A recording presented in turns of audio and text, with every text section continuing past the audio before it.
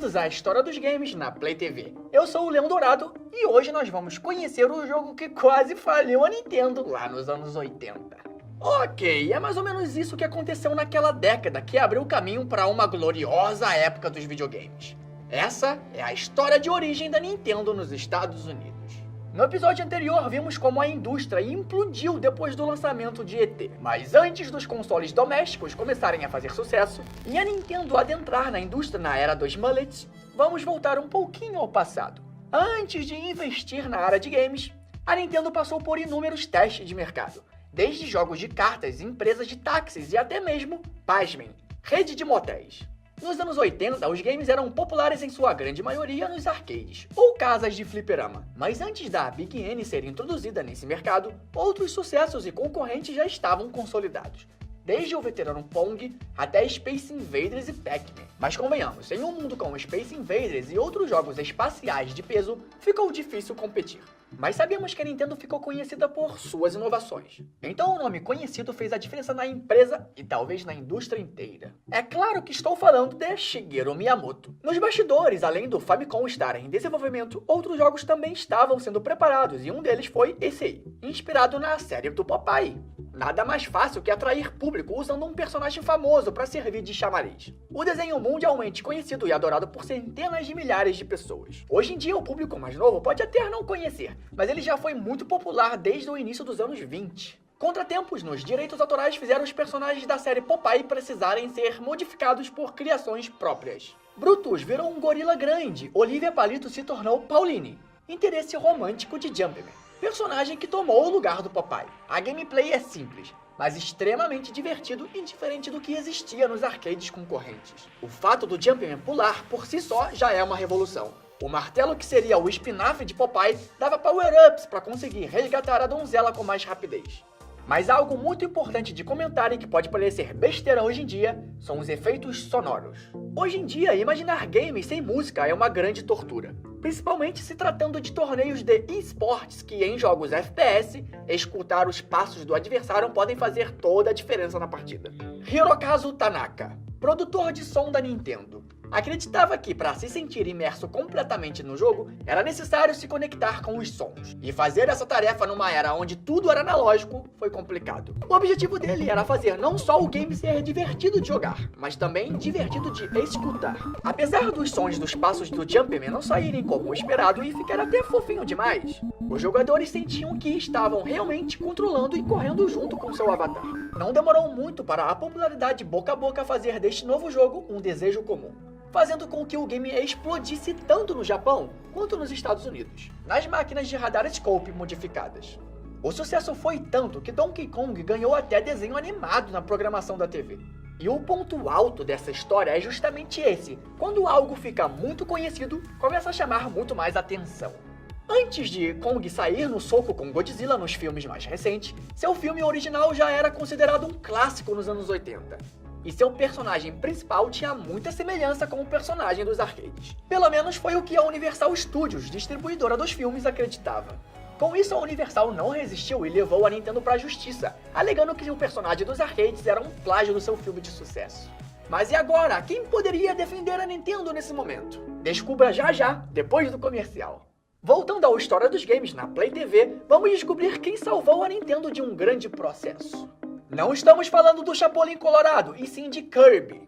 Não esse aí. E sim, John Kirby, um advogado que teria a missão de reverter as acusações impostas pela Universal e salvar a Nintendo da América da temível falência. Meu bruxo, nos anos 80 a Nintendo não era tão grande como é hoje, e se perdesse um processo como esse, era fim de jogo para eles. Então, com esse peso nas costas, Kirby atravessou o planeta em busca de contra-argumentos para serem apresentados no tribunal. E ficou surpreso ao ver que o termo Kong não só era utilizado para grandes coisas, mas inúmeros estabelecimentos usavam o termo. Inclusive, até existia um lutador com o nome King Kong.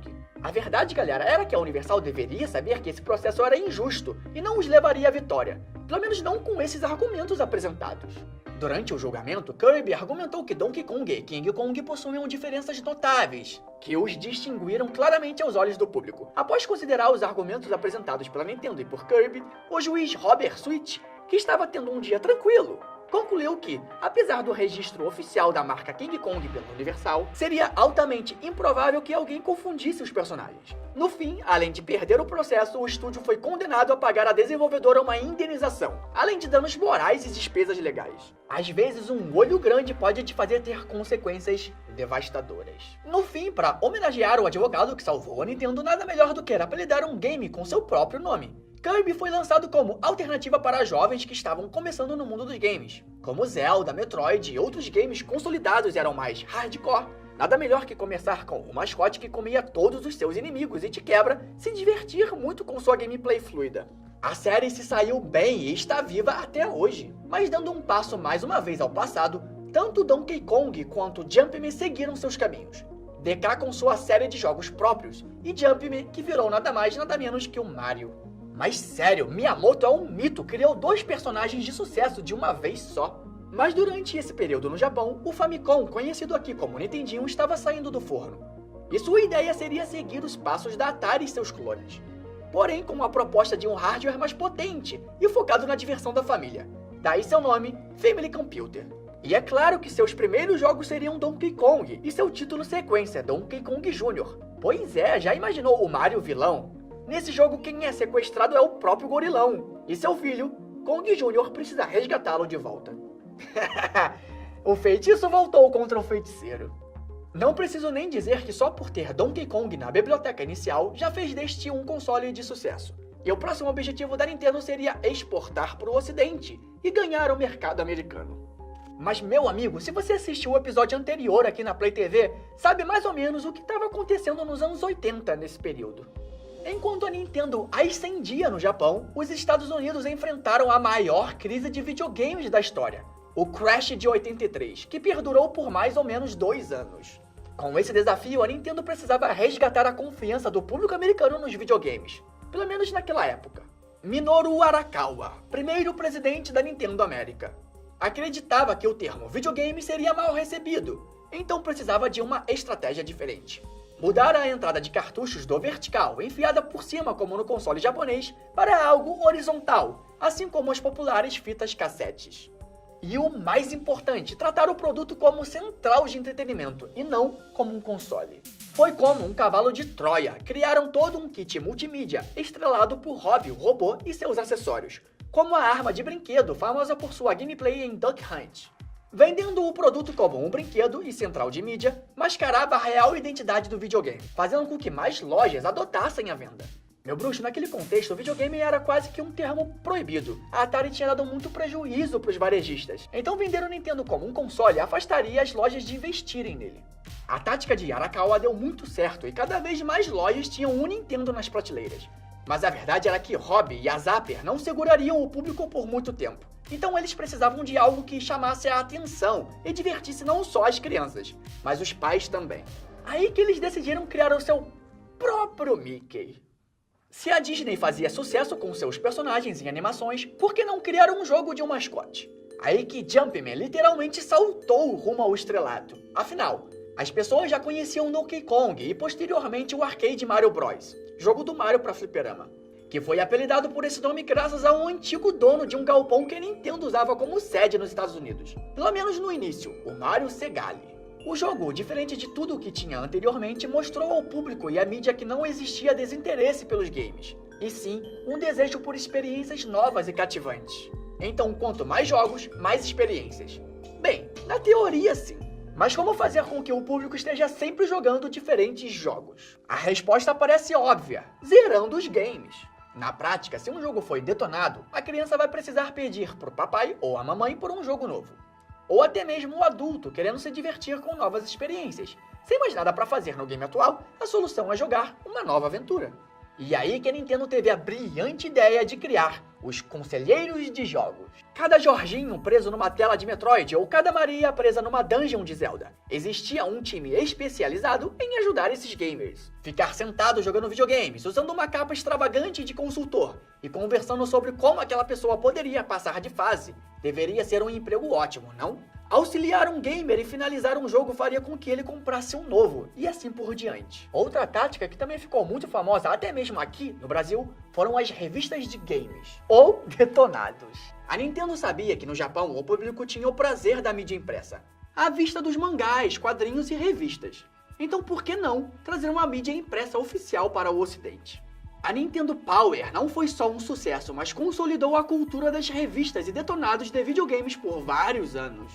Um ponto interessante a comentar foi sua primeira edição, usando um modelo inédito do Mario, feito de modelagem 3D, instigando a curiosidade. Pois é, a Nintendo sabia muito bem como instigar a curiosidade e chamar a atenção do público. A junção de todas essas estratégias fizeram deste console um sucesso absoluto e um ápice da indústria. As pessoas não jogavam videogame, elas jogavam Nintendo. Seus jogos incrivelmente bem feitos, divertidos e inovadores atraíram e divertiram gamers e entusiastas por inúmeros anos, antes de passar o bastão para o seu sucessor. Com essa segurança toda no mercado, será que a Nintendo se manteria na década seguinte? Ou uma ameaça super rápida apareceria para atrapalhar os planos? Meu mano, a indústria dos games possui histórias e reviravoltas incríveis, e se ela é como é hoje, é graças a momentos como esse. Talvez se a Nintendo não tivesse dominado o mercado naquela época, quem dirá se teríamos os consoles que nos fizeram tão felizes nas últimas décadas. Pelo menos não como imaginamos e temos boas memórias.